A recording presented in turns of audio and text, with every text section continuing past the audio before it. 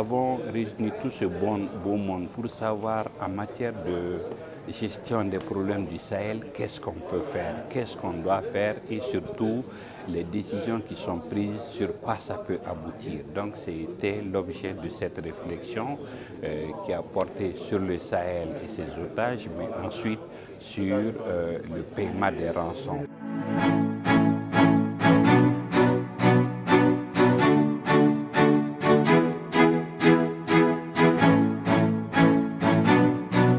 Nous devons être capables de mettre en œuvre des actions qui sont synchronisées, à la fois sur le plan de l'action militaire, sur le plan de la gouvernance, sur le plan du développement, mais qui mettent toujours les populations au cœur de notre réponse, parce que tant que les populations ne s'approprient pas la doctrine que l'État a de cette situation et ne s'approprient pas un certain rôle dans la mise en œuvre des actions qui sont développées, nous ne pourrons pas y arriver. Il faut régler toutes les tensions qui sont au niveau national. Le problème du Nord, le problème des problèmes éventuels qui sont au centre, les problèmes de gouvernance d'une manière générale. Il faudrait travailler pour qu'il y ait une gouvernance qui a l'adhésion des populations nationales dans leur diversité. C'est que chacun se sent. Donc quand on fait ça, on aboutit à ce qu'on appelle le renforcement du front intérieur. Quand le front intérieur est fort, généralement il se soude contre les ennemis extérieurs.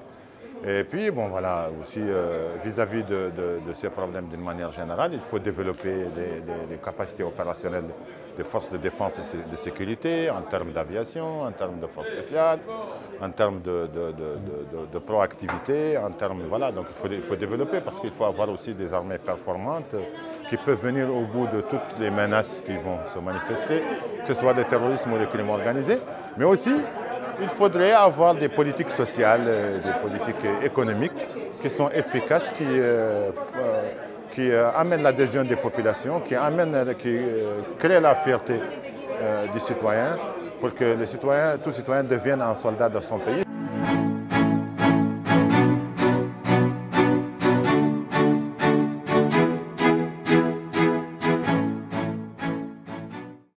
Moi, je pense que l'idéal était de ne pas payer de rançon. L'idéal était même d'empêcher les prises d'otages. Dès lors qu'à partir de 2020, le Mali n'est pas capable d'adopter cette posture, on n'a pas le choix. C'est comme si vous posez la question, le juge Sonkalo qu'on a perdu un moment, c'est comme si on posait la question, est-ce qu'il fallait laisser le juge Sonkalo mourir en demandant de payer oui ou non la rançon.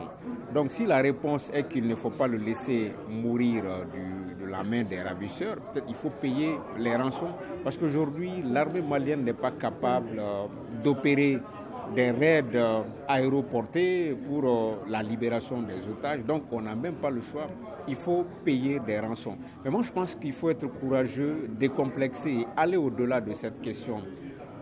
Au-delà même de payer des rançons, est-ce qu'il faut négocier avec ces terroristes, avec ces djihadistes-là? Je pense que l'exemple de la libération de Soumaïla Cissé et de Sophie Petronet est une bonne opportunité parce qu'on a vu que ce sont des Maliens eux-mêmes qui se sont mis ensemble à travers des dynamiques locales et qui sont parvenus avec ce résultat-là.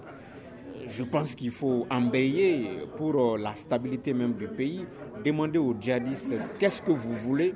L'État du Mali, le peuple du Mali a souffert. Est-ce qu'il n'est pas temps que vous nous proposiez quelque chose pour que tout le monde puisse être sauf? Parce que tout le monde est fatigué.